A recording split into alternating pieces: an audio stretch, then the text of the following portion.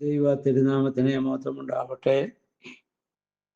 Bible reading പ്രോഗ്രാമിൽ സംബന്ധിക്കുന്ന എല്ലാവർക്കും പ്രഭാതവന്ദനം കർത്തൃനാമത്തിൽ വിനീതമായി അറിയിക്കുന്നു.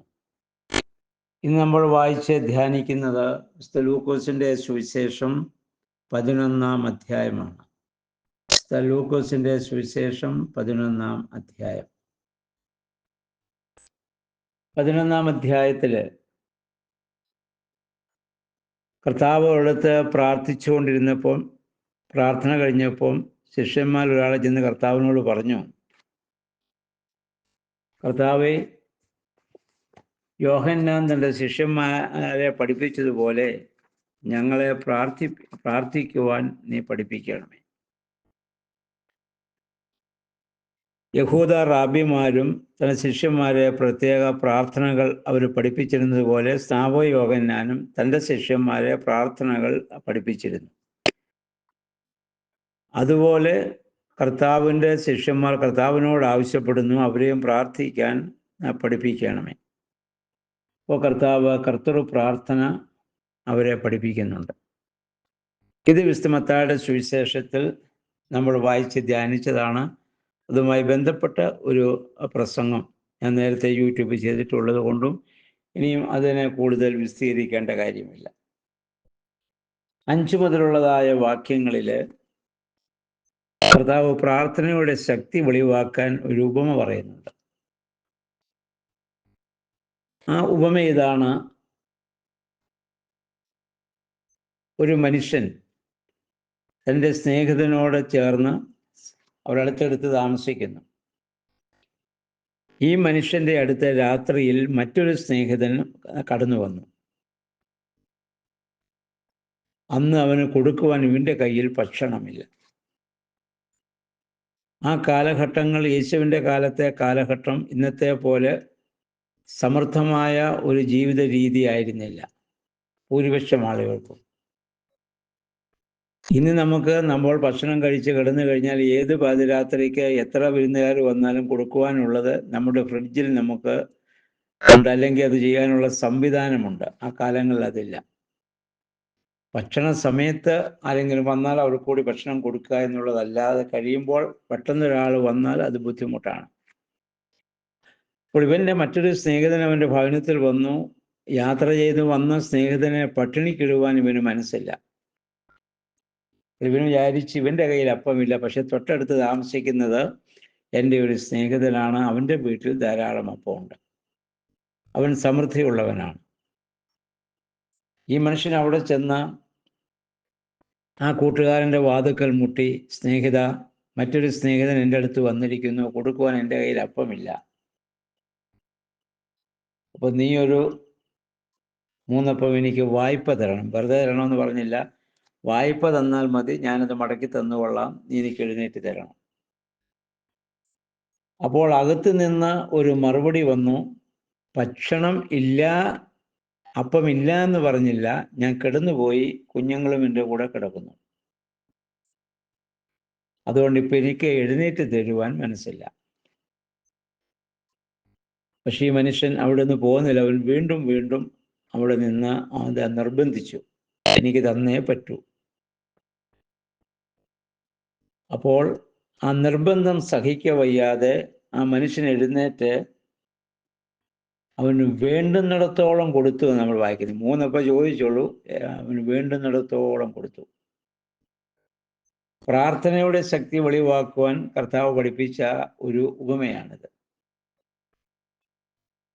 ഇതിൽ ചോദിക്കുന്ന മനുഷ്യനും നൽകുന്ന മനുഷ്യനും,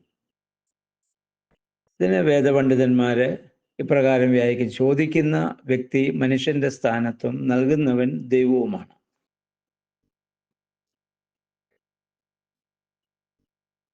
നമ്മൾ ദൈവസന്നിധിയിൽ പല കാര്യങ്ങളും ചോദിക്കുമ്പോൾ ചിലപ്പോൾ നമുക്ക് ഉടനെ ഉത്തരം ലഭിച്ചു എന്ന് വരികയില്ല. പ്രാർത്ഥനയ്ക്ക് 3 രീതിയിലാണ് ഉത്തരം ഉണ്ടെന്നാണ് പിതാക്കന്മാർ പഠിപ്പിച്ചത്. 1 യെസ്, 2 നോ, 3 വെയിറ്റ്. ചില കാര്യങ്ങൾക്ക് പ്രാർത്ഥനയ്ക്ക് ഉടനെ തന്നെ നമുക്ക് മറുപടി ലഭിക്കും. ചില കാര്യങ്ങൾ ചോദിച്ചാൽ മറുപടി ലഭിക്കുകയില്ല. ചിലത് കുറെ കഴിയുമ്പോൾ നമുക്ക് ലഭിക്കും. അത് എന്താണ് നൽകേണ്ടതെന്ന് നൽകുന്നവനാണ് അത് നിശ്ചയിക്കുക, ചോദിക്കുന്നവനല്ല. എനിക്ക് നന്മയായിട്ടുള്ളതൊക്കെ ദൈവം തരുമെന്നൊരു വിശ്വാസത്തിൽ നമ്മൾ പ്രാർത്ഥിക്കണം, നന്മയായിട്ടുള്ളതിന്. കാരണം നമ്മൾ ചോദിക്കുന്ന പല കാര്യങ്ങളും നന്മക്ക് ഭാവിയിൽ നന്മയാകണമെന്നില്ല, അത് തിന്മയായി ഭവിക്കാം. അതുകൊണ്ട് എപ്പോഴും പ്രാർത്ഥിക്കേണ്ട, ദൈവമേ, നമ്മുടെ ആവശ്യങ്ങളൊക്കെ നമുക്ക് പറയാനുള്ള അവകാശമുണ്ട്. എനിക്കത് ആത്യന്തിക നന്മയാകുമെങ്കിൽ എനിക്ക് തരണം, തിന്മയാകാൻ സാധ്യത ഉണ്ടെങ്കിൽ തരരുത് എന്ന് പറയുന്നതാണ് നല്ലത്. പോട്ടെ, ഈ മനുഷ്യൻ, ഈ ചോദിക്കുന്ന മനുഷ്യനെ മനുഷ്യൻ്റെ ഭാഗത്തും നൽകുന്ന ആളെ ദൈവത്തിൻ്റെ സ്ഥാനത്ത് നിർത്തി നമ്മൾ ചിന്തിക്കുക. ഈ മനുഷ്യൻ ആർക്കു വേണ്ടിയാണ് ചോദിച്ചത്? നമ്മൾ ആദ്യം മനസ്സിലാക്കണം. ഈ മനുഷ്യൻ അപ്പം ചോദിച്ചത് അവന് ഭക്ഷിക്കാനും അവൻ്റെ മക്കൾക്ക് കൊടുക്കാനുമല്ല. അവൻ്റെ വീട്ടിൽ വഴിയാത്രയിൽ രാത്രിയിൽ വന്നുപെട്ട ഒരു മനുഷ്യന് കൊടുക്കാൻ വേണ്ടിയാണ്. നമ്മളൊക്കെ ദൈവത്തോട് പ്രാർത്ഥിക്കുന്നത് ആർക്കു വേണ്ടിയാണ്? നമുക്ക് വേണ്ടിയാണ്. നമ്മുടെ കാര്യങ്ങൾക്ക് വേണ്ടി മാത്രമാണ് നമ്മൾ പ്രാർത്ഥിച്ചത്. പക്ഷേ ഈ മനുഷ്യൻ ഒരിക്കലും അവന് വേണ്ടി പ്രാർത്ഥിച്ചില്ല. അവൻ യാചിക്കുന്നത് തൻ്റെ ഭവനത്തിൽ വന്ന ഒരുവന് വേണ്ടിയാണ്. നിഷേധാത്മകമായ മറുപടിയാണ് അകത്തുനിന്ന് ലഭിക്കുന്നത്. എഴുന്നേൽക്കാൻ നൽകാൻ സാധ്യമല്ല. പക്ഷെ അവൻ മടുത്തു പോകാതെ വീണ്ടും യാചിക്കുകയാണ്. ആർക്കു വേണ്ടിയാണ്? അവന് വേണ്ടിയല്ല, വീട്ടിൽ വന്ന അവൻ്റെ സ്നേഹിതന് വേണ്ടിയാണ്. നമുക്കിങ്ങനെ ദൈവസന്നിധിയിൽ പ്രാർത്ഥിക്കാൻ സാധിക്കുന്നുണ്ടോ എന്ന് ചിന്തിക്കേണ്ടതാണ്. ഒന്നാമത് നമ്മൾ ചോദിക്കുന്നതല്ല നമുക്ക് വേണ്ടി മാത്രം. മറ്റൊരാൾക്ക് വേണ്ടി കഷ്ടം സഹിച്ച്, ത്യാഗം സഹിച്ച്, നിന്ന സഹിച്ച് ഇപ്രകാരം ദൈവസന്നിധിയിൽ യാചിക്കാൻ നമ്മൾ തയ്യാറാകുന്നു. ഈ മനുഷ്യന്റെ നിർബന്ധ മുഖാന്തരം എഴുന്നേറ്റ് കൊടുത്തുവെന്ന് നമ്മൾ വായിക്കുന്നത്. അവൻ എന്തുകൊണ്ടാണ് ഈ മനുഷ്യൻ നിർബന്ധിക്കാൻ കാരണം? അവന് നാണമില്ല ചോദിക്കാൻ. കാരണം അവർ സ്നേഹിതരാണ്. അന്ന് സന്ധ്യ വരെയും അവർ ഒരുപക്ഷെ അങ്ങോട്ടും ഇങ്ങോട്ടും സംസാരിച്ച് അവരുടെ എല്ലാം ഷെയർ ചെയ്ത് ജീവിച്ചവരാണ്. സ്നേഹിതന്റെ മുൻപാകെ ലജ്ജിക്കേണ്ട കാര്യമില്ല. നീ തരാതെ പോവില്ല എന്ന് പറയാം. ഇതാണ് നമുക്ക് ദൈവസന്നിധിയിലുള്ള സ്വാതന്ത്ര്യം. യോഹന്നാന്റെ സുവിശേഷം 15-ാം അധ്യായത്തിൽ നമ്മൾ ചിന്തിച്ചാണെങ്കിലും ഒന്നുകൂടെ പറയുന്നു. കർത്താവ് ശിഷ്യന്മാരോട് പറഞ്ഞു, ഞാൻ എൻ്റെ പിതാവിൽ നിന്ന് കേട്ടതൊക്കെ നിങ്ങളെ അറിയിച്ചു. യോഹന്നാൻ 15-ന്റെ 15-ഉം 16-ഉം വാക്യങ്ങൾ വായിക്കണം. അതുകൊണ്ട് ഞാൻ ഇനി നിങ്ങളെ ദാസന്മാരെന്ന് പറയുന്നില്ല, നിങ്ങൾ എൻ്റെ സ്നേഹിതന്മാരാണ്. തുല്യ പദവിയാണ്. അപ്പം അങ്ങനെ ചോദിക്കുമ്പോൾ അവനടുത്ത് വേണ്ടുന്നിടത്തോളം ഇവിടെ കൊടുക്കുന്നു. അവൻ്റെ കൂട്ടുകാരന് വേണ്ടി, അവൻ്റെ ഭവനത്തിൽ വന്നവനെ പട്ടിണിക്കിടാൻ അവന് മനസ്സില്ല. അവന് ഭക്ഷണം കൊടുക്കണം എന്നുള്ള അവൻ്റെ ആഗ്രഹം. ഈ ആഗ്രഹത്തോടുകൂടി മറ്റുള്ളവർക്ക് വേണ്ടി നമ്മൾ ദൈവസന്നിധിയിൽ യാചിക്കുവാൻ നമ്മൾ ബാധ്യസ്ഥരാണ്. അപ്പോൾ ദൈവം അനുഗ്രഹങ്ങളെ 3 അപ്പം ചോദിച്ചവനെ വേണ്ടുന്നിടത്തോളം കൊടുത്തു എന്നാണ്. ഈ വേദഭാഗം നമ്മെ ഓർമ്മപ്പെടുത്തുന്ന ഒരു സത്യം, ദൈവം അനുഗ്രഹിക്കുകയില്ല എന്ന് വാശി പിടിച്ചാൽ പോലും മനുഷ്യന്റെ വിശ്വാസത്തോടുകൂടിയുള്ള പ്രാർത്ഥനയും ലജ്ജ കൂടാതെയുള്ള യാചനയും ദൈവത്തെ കൊണ്ട് പ്രവർത്തിപ്പിക്കുമെന്നുള്ളതാണ്. ദൈവം അനുഗ്രഹിക്കുകയില്ല എന്ന് വാശി പിടിച്ചാൽ പോലും മനുഷ്യന്റെ വിശ്വാസത്തോടുകൂടിയുള്ള പ്രാർത്ഥനയും ലജ്ജ കൂടാതെയുള്ള യാചനയും ദൈവത്തെ കൊണ്ട് പ്രവർത്തിപ്പിക്കും. ഏറ്റവും വലിയ ഉദാഹരണമാണ് മത്തായിയുടെ സുവിശേഷം 15-ാം അധ്യായത്തിൽ നമ്മൾ നേരത്തെ ചിന്തിച്ച കനാൻകാരി സ്ത്രീയുടെ സംഭവം. അവിടെ മകൾക്ക് സൗഖ്യത്തിന് വേണ്ടി അവൾ വന്നു. കർത്താവ് ആദ്യം പറഞ്ഞു, ഇസ്രായേലിലെ കാണാതെ പോയ ആളുകളുടെ അടുക്കലേക്കല്ലേ എന്നെ അയച്ചിട്ടില്ല. അവൾ വീണ്ടും കരഞ്ഞുകൊണ്ട് വന്നപ്പോൾ കർത്താവ് പറഞ്ഞു, കുട്ടിയുടെ അപ്പം എടുത്ത് നായ്ക്കൾക്ക് കൊടുക്കാറില്ല. അത്രയും കഠിനമായ വാക്ക് പറഞ്ഞപ്പോഴും അവളിൽ നിന്നുണ്ടായ പ്രതികരണം, അതേ കർത്താവെ, ഉടയവരുടെ മേശയിൽ നിന്ന് പോകുന്ന അപ്പനുറുക്കൾ തിന്നും നായ്ക്കുട്ടികൾ ജീവിക്കുന്നുണ്ടല്ലോ.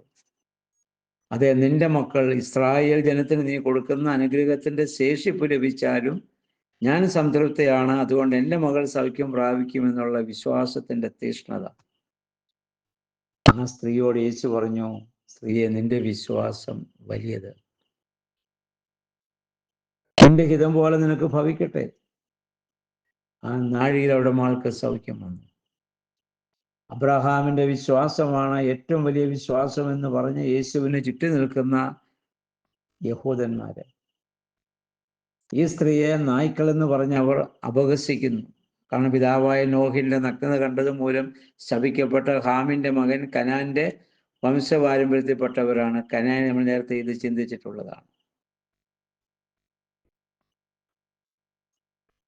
അവളെ ആ ലജ്ജ കൂടാതെയുള്ള യാചന ദൈവത്തെ കൊണ്ട് പ്രവർത്തിച്ചെങ്കിൽ ഉപമ നമ്മെ പഠിപ്പിക്കുന്നത് നമ്മൾ ദൈവസന്നിധിയിൽ ലജ്ജ കൂടാതെ മടുപ്പ് കൂടാതെ പ്രാർത്ഥിച്ചുകൊണ്ടേയിരിക്കണം എന്നുള്ളതാണ്.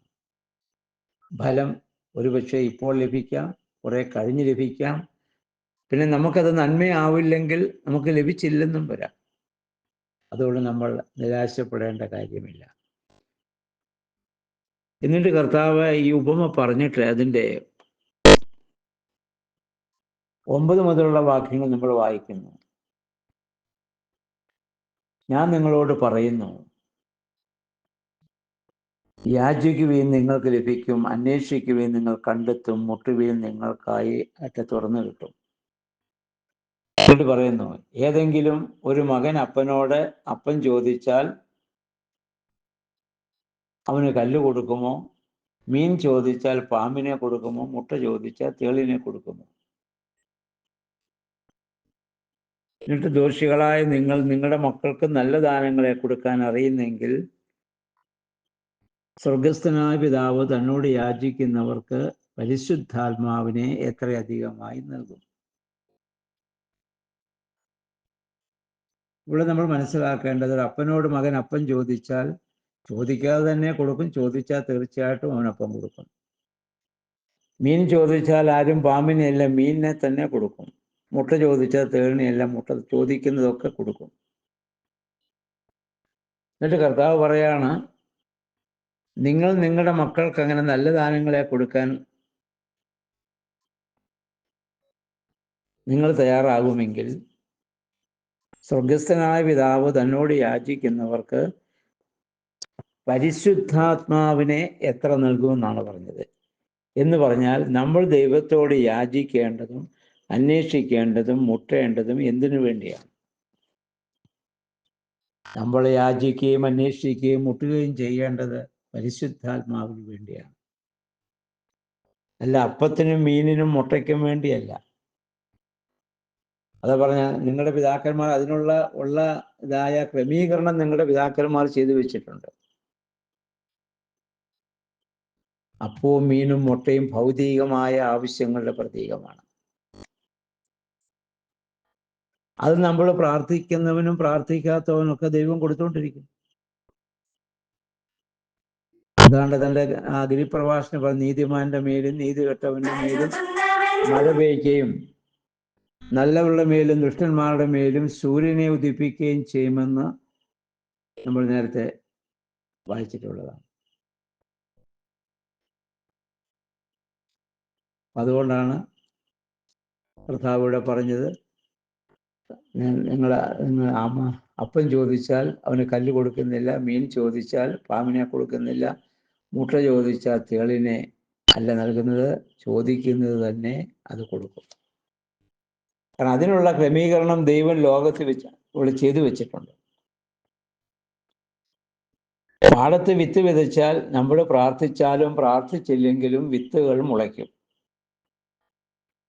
അത് നമുക്ക് ഫലം തരും.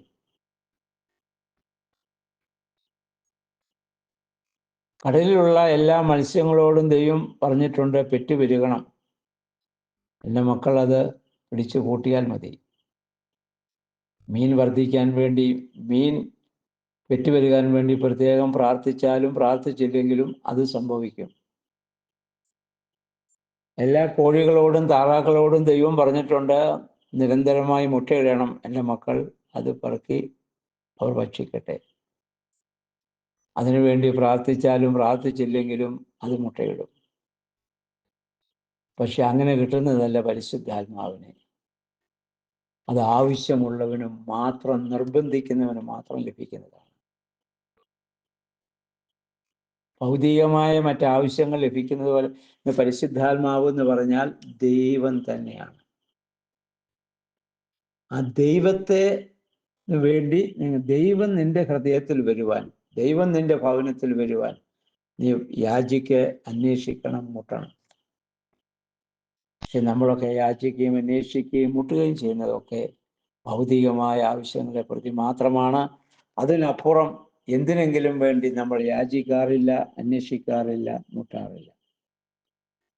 ആ മനോഭാവത്തിൽ നമ്മൾ മാറിയിട്ട് പരിശുദ്ധാത്മാവെ നീ എൻ്റെ ഹൃദയത്തിൽ വരണം, പരിശുദ്ധാത്മാവെ എൻ്റെ ഭവനത്തിൽ വരണം, എൻ്റെ ഭാര്യയിൽ, എൻ്റെ ഭർത്താവിൽ, എൻ്റെ മക്കളിൽ, എൻ്റെ മാതാപിതാക്കൾ വരണം. ഇതാണ് നമ്മൾ പ്രാർത്ഥിക്കേണ്ടത്. ആ പരിശുദ്ധാത്മാവ് വന്നു കഴിയുമ്പോൾ അതോടൊപ്പം നമുക്ക് സാധാരണ മത്തായിയുടെ സുവിശേഷം 6-ാം അധ്യായത്തിലെ 32-33 വാക്യങ്ങളിൽ യേശു പറഞ്ഞത്, മുന്നമേ അവൻ്റെ രാജ്യവും നീതിയും അന്വേഷിപ്പീൻ, അതോടൊപ്പം നിങ്ങൾക്ക് സകലവും ലഭിക്കും. അപ്പോൾ ശിഷ്യന്മാർ പ്രാർത്ഥിക്കാൻ പഠിപ്പിച്ചപ്പോൾ കർത്താവ് പ്രാർത്ഥന പഠിപ്പിച്ചു. എന്നിട്ട് പ്രാർത്ഥനയുടെ ശക്തി എന്താണെന്നുള്ളതും എന്തിനു വേണ്ടിയാണ് പ്രാർത്ഥിക്കേണ്ടതെന്നും യാചിക്കേണ്ടതെന്നും അന്വേഷിക്കേണ്ടതെന്നും വളരെ വ്യക്തമായി കർത്താവ് ഇവിടെ നമ്മെ പഠിപ്പിച്ചിട്ടുണ്ട്. അതനുസരിച്ച് വേണം ദൈവസന്നിധിയിൽ നമ്മൾ പ്രാർത്ഥിക്കുക.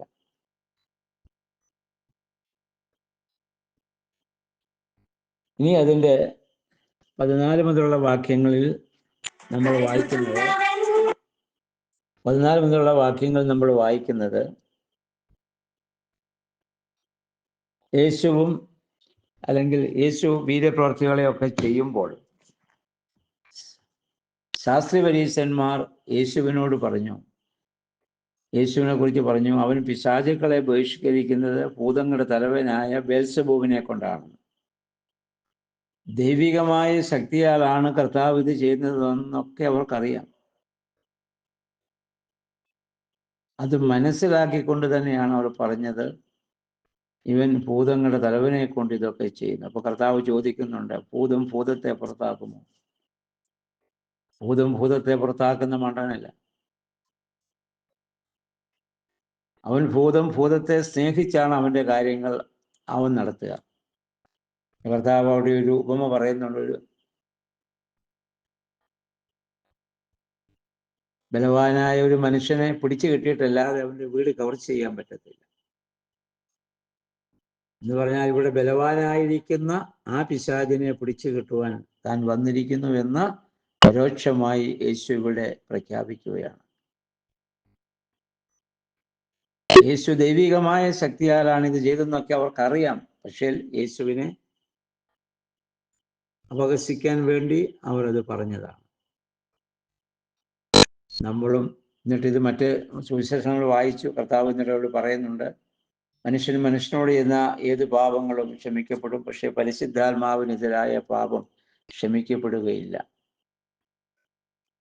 കാരണം നമുക്ക് പാപബോധം തരുന്നത് പരിശുദ്ധാത്മാവാണ്. സത്യത്തെ മനഃപൂർവ്വം മറച്ചു വെച്ചുകൊണ്ട് നമ്മൾ പറയുകയും പ്രവർത്തിക്കുകയും ചെയ്യുമ്പോൾ അത് പരിശുദ്ധാത്മാവിനെതിരായ പാപമായിട്ട് മാറും. കാരണം പാപബോധം നമുക്ക് തരുന്നത് പരിശുദ്ധാത്മാവാണ്. ഇനി അതിൻ്റെ 24 മുതലുള്ള വാക്യം നമ്മൾ വായിക്കുന്നത്, അശുദ്ധാത്മാവ് ഒരു മനുഷ്യനെ വിട്ടുപോയി വരണ്ട സ്ഥലങ്ങളിലൂടെയൊക്കെ സഞ്ചരിച്ചു. അവൻ മടങ്ങി വന്ന് നോക്കുമ്പോൾ ഇറങ്ങിപ്പോയ ആ ഭവനത്തിലേക്ക്, ആ ഹൃദയത്തില് കൂടുതൽ അത് ശുദ്ധമായിരിക്കുന്നു. അവൻ എന്ത് ചെയ്തു? പോയി 7 ആത്മാക്കളെ കൂടെ കൂട്ടിക്കൊണ്ടുവന്നെയും ഈ ഹൃദയത്തിൽ പ്രവേശിച്ചു. അവൻ്റെ സ്ഥിതി പഴയത് അത് നേരത്തെ ഉള്ളതിനേക്കാൾ മോശമായി പോയി എന്നുള്ളതാണ്. എന്ന് പറഞ്ഞാൽ ഇവിടെ ഉദ്ദേശിക്കുന്നത്, നമ്മിലുള്ള ഒരു പൈശാചിക ശക്തിയെ അല്ലെങ്കിൽ പാപത്തിൻ്റെ സ്വഭാവത്തെ നമ്മൾ ഉപേക്ഷിച്ചാൽ ആ ഉപേക്ഷിക്കപ്പെട്ട ഹൃദയം വേക്കൻ്റായി കിടക്കാൻ പാടില്ല. അത് വേക്കൻ്റായി കിടന്നാൽ പിശാചുക്കൾ കൂടുതൽ ശക്തിയോടെ വന്ന് കയറും. അവിടെ നമ്മൾ ദൈവീക ചിന്ത കൊണ്ടും ആരാധന കൊണ്ടും ദൈവാത്മാവിനാലും ആ ഹൃദയത്തെ നമ്മൾ നിറയ്ക്കണം. ഇല്ലെങ്കിൽ വേക്കൻ്റായി കിടന്നാൽ അശുദ്ധാത്മാവ് കൂടുതൽ ശക്തിയോടെ നമ്മിലേക്ക് അത് തിരിച്ചു വരും. 7 ദുരാത്മാക്കൾ 7 ഇരട്ടി ശക്തിയോടെ നമ്മിലേക്ക് അത് മടങ്ങി വരും. നമുക്കറിയാം, പാപത്തിൻ്റെ സ്വഭാവങ്ങൾ ഉപേക്ഷിച്ച പല മനുഷ്യരും കുറേ നാളുകൾ അവർ നല്ലവരായിട്ട് ജീവിച്ചിട്ട് വീണ്ടും പഴയതിനേക്കാൾ മോശമായി അവർ മാറുന്നത് പലരുടെയും ജീവിതത്തിൽ നമ്മൾ കാണാറുണ്ട്. ഇതാണ് സംഭവിക്കുക. അവരെ ദൈവം വചനം കേൾക്കാനും വായിക്കാനും ധ്യാനിക്കാനും പ്രാർത്ഥിക്കാനും ഒക്കെ തുടങ്ങിയതാണ്. അവരുടെ എല്ലാ ദുർസ്വഭാവവും അവർ വിട്ടവരാണ്. പക്ഷേ അവിടെ വേക്കൻ്റായി കിടക്കുമ്പോൾ ദുരാത്മാക്കൾ വന്ന് കൂടുതൽ ശക്തിയോടെ പ്രവേശിക്കും. അവിടെ ദൈവികമായ ചിന്തകളാലും ദൈവാത്മാവിനാലും അശുദ്ധാത്മാക്കൾ പോയെടുത്ത് ദൈവാത്മാവിനാൽ നമ്മൾ നിറയപ്പെട്ട് ആ ഹൃദയം ആ രീതിയിൽ നമ്മൾ സജ്ജമാക്കണം. 23 മുതലുള്ള അധ്യായങ്ങളിൽ അതിലുള്ള വാക്യങ്ങളിൽ നമ്മൾ വായിക്കുന്ന യോനയുടെ അടയാളമാണ്. യഹൂദന്മാർ യേശുവിൻ്റെ അടുത്ത് വന്ന് ചോദിച്ചു,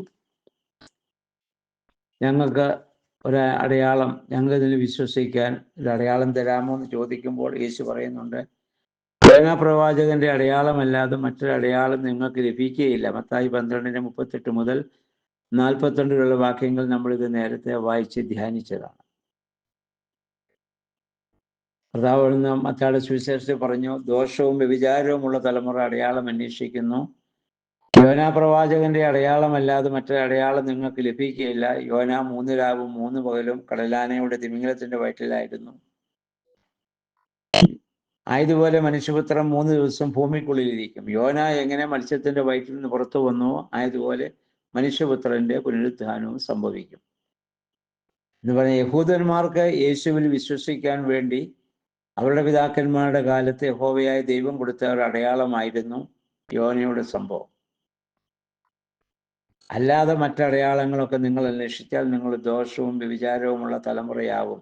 എന്നാൽ ജാതികൾ കണ്ട് വിശ്വസിക്കുന്നതിന് വേണ്ടി ദൈവം ഒരുപാട് അത്ഭുതങ്ങളും അടയാളങ്ങളൊക്കെ കർത്താവ് ചെയ്യുകയും ചെയ്തു. യഹൂദന്മാരത് അന്വേഷിക്കാൻ പാടില്ല എന്ന് കർത്താവ് പറഞ്ഞു. എന്നിട്ട് പറഞ്ഞു, യോന അന്ന് നിനിവേക്കാർക്ക് അടയാളമായിരുന്ന പോലെ മനുഷ്യപുത്രൻ ഈ തലമുറയ്ക്കും അടയാളമായിരിക്കും. ദക്ഷിണദേശത്തെ രാജ്ഞി വിധി ദിവസത്തിൽ ഈ തലമുറയിലെ ജനങ്ങളോടൊപ്പം ഉയർപ്പിക്കപ്പെടുകയും ഇതിനെ കുറ്റം വിധിക്കുകയും ചെയ്യും. എന്ന് പറഞ്ഞാൽ ദക്ഷിണ ദേശത്തെ രാജ്ഞി എന്ന് പറഞ്ഞ് ശേബ രാജ്ഞിയാണ്. ശലോമോന്റെ ആ ജ്ഞാനത്തെക്കുറിച്ച് അറിഞ്ഞിട്ട് അത് അന്വേഷിച്ച് അവൾ യാത്ര ചെയ്തു വന്നു. അതിനേക്കാൾ വലിയ ജ്ഞാനമാണ് വാസ്തവത്തിൽ കർത്താവ് നമ്മോട് പറഞ്ഞിട്ടുള്ളത്.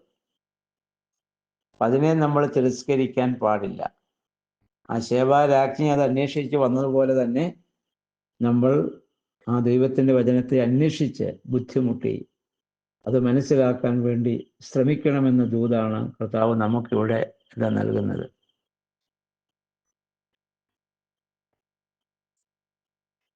പിന്നെ 33 മുതലുള്ള വാക്യങ്ങളിൽ കണ്ണ് ശരീരത്തിൻ്റെ വിളക്ക്. അതാണ് സുവിശേഷം 6-ാം അധ്യായത്തിൽ നമ്മൾ ഇത് ചിന്തിച്ചാണ്. അവിടെയും കർത്താവ് പറഞ്ഞു, വിളക്ക് കൊത്തി വിളങ്ങിൽ ഇത് വിളക്ക് കൊളുത്തി ആരും എന്താ നിലവറയിലോ പറയുടെ കീഴിലോ വെക്കല്ല. നമുക്കറിയാം, അങ്ങനെ വെച്ചാൽ അതിൻ്റെ വെളിച്ചം ഒന്ന് പരിമിതപ്പെടും.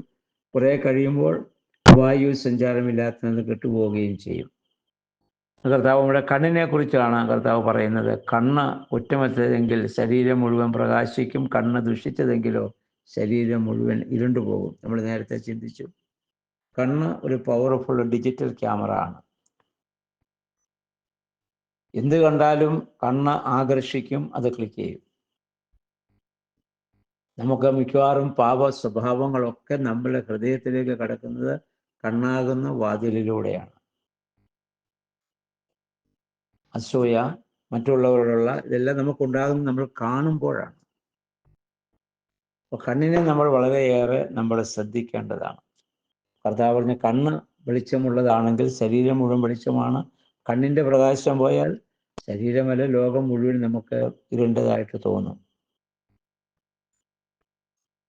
അപ്പോൾ അതുപോലെ നമ്മുടെ കണ്ണുകളെ നമ്മൾ ഏറെ നമ്മൾ ശ്രദ്ധിക്കുക. രണ്ട്, നമ്മിലുള്ളതായ വെളിച്ചം നമ്മൾ മറച്ചു വയ്ക്കാൻ പാടില്ല. ദൈവവചനം നമുക്കൊരു വലിയ വെളിച്ചമാണ്. ആ വെളിച്ചത്തെ നമ്മൾ സ്വീകരിക്കുന്നത് ആ വെളിച്ചത്തിൽ ജീവിക്കാനും ആ വെളിച്ചം മറ്റുള്ളവർക്ക് പകർന്നു കൊടുക്കുവാനുമാണ്. 37 മുതലുള്ള വാക്യങ്ങളിൽ ദീർഘമായി നമ്മൾ വായിക്കുന്നുണ്ട്. കർത്താവിനെ ഒരു പരീശൻ തൻ്റെ ഭവനത്തിലേക്ക് ഭക്ഷണത്തിനായിട്ട് ക്ഷണിച്ചു. അവിടെ പോകാതിരിക്കാനുള്ള കർത്താവ് അവരെ സ്വാത്വികമായും പ്രവർത്തനപരമായും അവരുടെ ആശയങ്ങളോട് ഒരിക്കലും കർത്താവിന് യോജിപ്പില്ലായിരുന്നു. അവർ ദൈവവചനങ്ങളെ കൂട്ടി ഒക്കെയാണ് അവർ ജനങ്ങളെ പഠിപ്പിച്ചത്. അത് അതിനെ ദുർവ്യാഖ്യാനം ചെയ്ത് ഒക്കെ ചെയ്യുന്നവരാണ് എന്ന് വിചാരിച്ച് കർത്താവ് അവരെ വെറുക്കുന്നില്ല. അവർ ഭക്ഷണത്തിന് വിളിച്ചപ്പോഴും കർത്താവ് അവൻ്റെ ഭവനത്തിൽ ചെന്നു. അപ്പോൾ കർത്താവ് കൈ കഴുകിയില്ല എന്ന് പറഞ്ഞ് അവർ അതിൽ അത്ഭുതപ്പെടുന്നുണ്ട്. കർത്താവ് എന്തുകൊണ്ട് ഇത് ചെയ്തില്ല?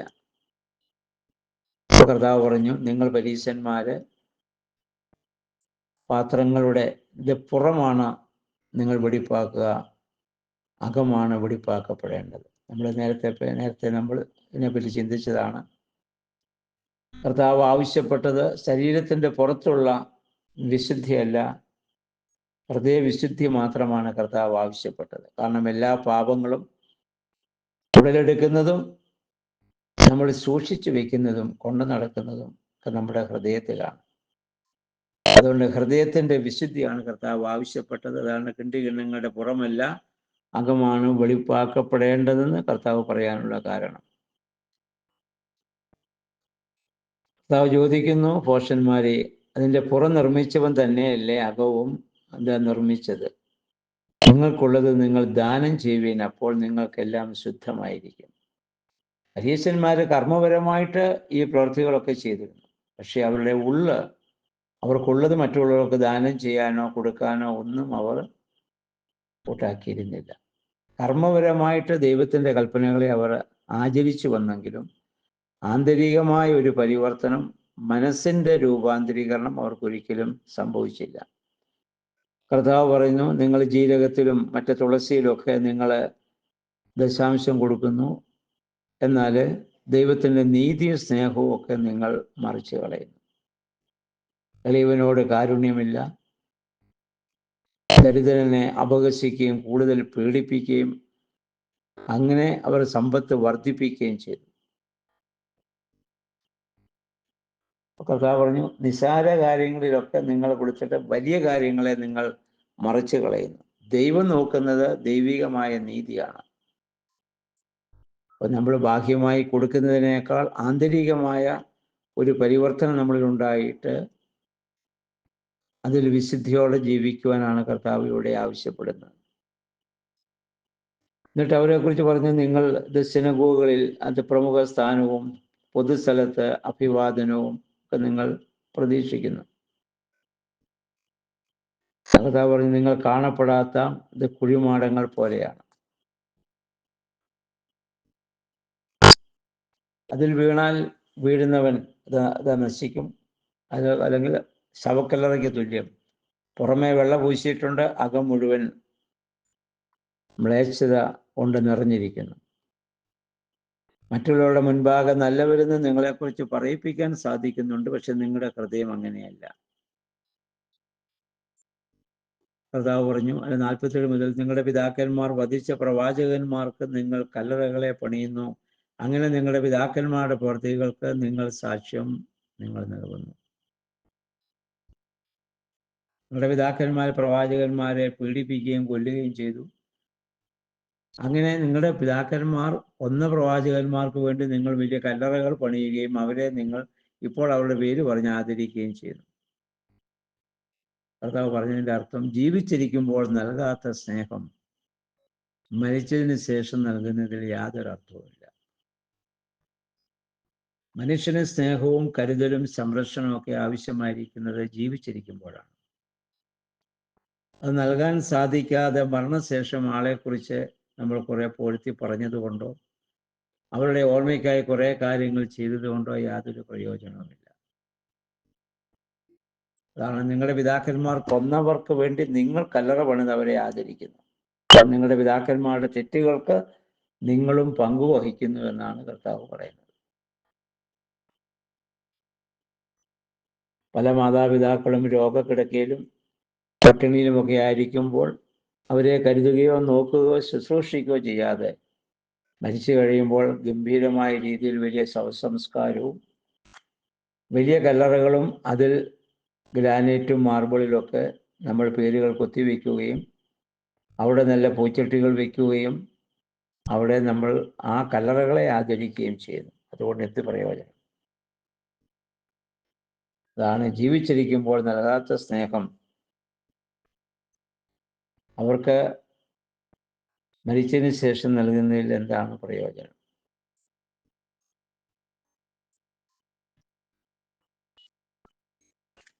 അപ്പം ഇത്രയും കാര്യങ്ങളാണ് ഈ ഇതിനെക്കുറിച്ചുള്ള അവർക്കൊരു വലിയ ഒരു അല്ലെങ്കിൽ ശാസ്ത്രീയ പരീക്ഷന്മാരുടെ